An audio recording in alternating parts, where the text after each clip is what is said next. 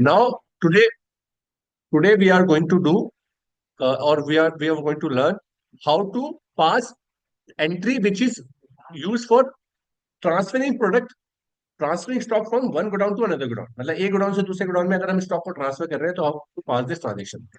तो अगर मेरा एक जेएमएस रोड पे गोडाउन में रखा हुआ है, पहले तो आपको ये देखना है कि किस गोडाउन में आपका माल रखा हुआ है। तो आप कैसे देख सकते हो?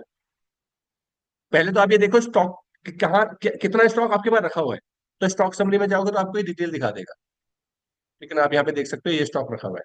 ऑल्ट F1 दबाओगे तो आपको दिखा देगा, राइट, कितना स्टॉक कितना रखा हुआ था। कोई दिक्कत तो नहीं इसमें? इस पे क्लिक करोगे, कैसे रखा हुआ है, कब किस किस महीने में कब आया, कितना गया, ये सब चीजें देख सकते हो। मंथ डे वाइज भी देख सकते हो, right. But if you want to see the report in godown wise, so just go to display more report and then inventory book. Inventory book में जाओगे, स्टॉक गोडाउन वाइज रिपोर्ट देखना चाहते हो, godown पे क्लिक करो, primary पे click करो, you can see कि जेएमएस रोड पे ये प्रोडक्ट रखे हुए हैं। ऑल्ट F1 दबाओगे डिटेल में खुल जाएगा। नाउ यू वांट कि आप कुछ माल गोडाउन जेएमएस रोड से राजकोट गोडाउन में भेज रहे हो। तो for that you need to go to the voucher. आपको एक एंट्री पास करनी पड़ेगी and click F10 other voucher. So you will get the inventory voucher. Because देखो इससे अकाउंट हिट नहीं हो रहा है, इससे क्या हो रहा है, इन्वेंट्री हिट हो रहा है। इन्वेंट्री का तो मूवमेंट है, अकाउंट हिट इतना नहीं हो रहा है। स्टॉक जनरल में जाकर, जैसे स्टॉक जनरल में जाओगे तो स्टॉक जनरल आपका यूज होता है ट्रांसफर ऑफ मटेरियल के लिए। इसमें दो कॉलम आएंगे, एक सोर्स और एक। तो सोर्स में आप कहाँ से माल क्या भेज रहे हो वो ले लो, डालो, और डेस्टिनेशन में जो जहां जा रहे हैं, जैसे नेम ऑफ आइटम में आप क्या डालोगे, Amla plus, in which godown it is going, JMS road, how much product 40, it will pick all automatically the rates, and then sunsilk, JMS road, ठीक है ना, लाइक 40 प्रोडक्ट्स। तो ये दो चीजें जा रही है। अब यहाँ पे फिर से आपको लेना पड़ेगा, आमला प्लस जा रहा है जी, कहाँ जा रहा है? So there is no other godown, so you can create it by shortcut from here, create, or you can use the shortcut key alt C, then you can give a name Rajpur road, ठीक है ना, ये दो godown बन गए।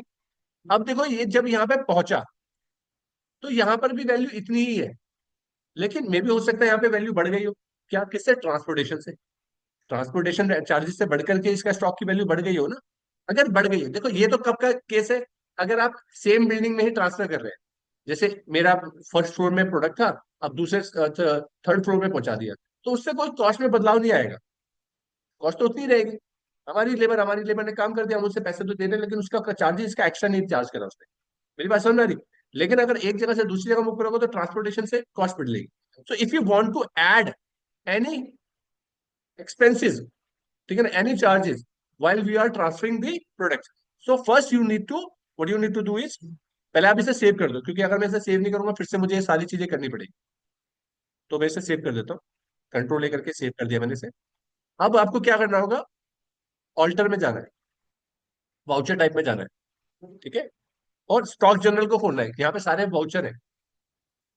यहाँ पे जाने के बाद आपको एक ऑप्शन इनेबल करना है, this track additional cost for purchase, enable it and just accept it, ठीक है ना। एक्सेप्ट करने के बाद नाउ ओपन दैट ट्रांजेक्शन, मैं उस ओपन को ओपन करना चाहता हूँ, डे बुक में जाकर एंट्री खोल लूंगा, खुल गई वो एंट्री। नहीं तो आप फिर से एंट्री करते हो तो फिर से वही जा करके फिर से आपको ये सारी चीज डालनी पड़ती है।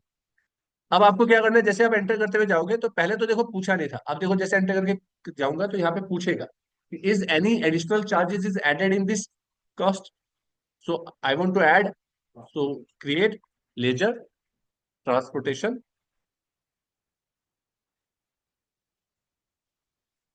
Charges, that will be go under direct expenses, right? And how much?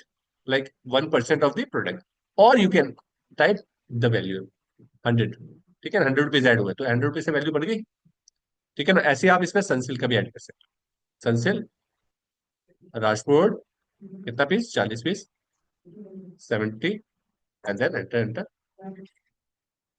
100 rupees इसके भी ऐड, ठीक है ना।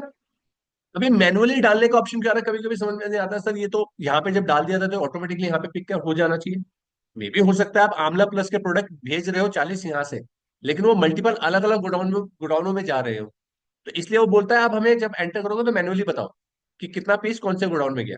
अब हो सकता है ये तो सारा इसी गोडाउन में गया, हो सकता है दो अलग अलग गोडाउन में जा रहा होता तो आपको बताना पड़ता है, right. So here the value of this product is 5,000, but now the value become 5,200 rupees. इससे हमारी इन्वेंट्री में तो असर पड़ गया कि इन्वेंट्री हमारी इफेक्ट कर गई होगी, बट ये 200 रुपए क्या हमारे अकाउंट्स को हिट करे होंगे?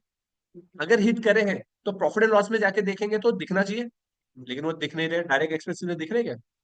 क्यों? क्योंकि डबल एंट्री नहीं हुई अभी। ट्रांसपोर्ट चार्जेस तो हिट हो गए, ना ही तो पार्टी हिट हुआ जिसके नाम पे ड्यू हो जाता, ना ही वो बैंक से पेमेंट हुई है, कैश से पेमेंट हुई, इसलिए वो दूसरा डेबिट तो हो गया, क्रेडिट नहीं हुआ। तो उसके लिए आपको एक जनरल एंट्री पास करनी पड़ेगी, अगर आपको एंट्री पास करनी है। So just go to the payment voucher and then transport charges 200 rupees और cash, right. After passing this transaction, then you can check in profit and loss account, it will affect it. ठीक है ना? This is the way that you can transfer your product from one godown to another godown. So this is the way. Thank you so much. Do your practice.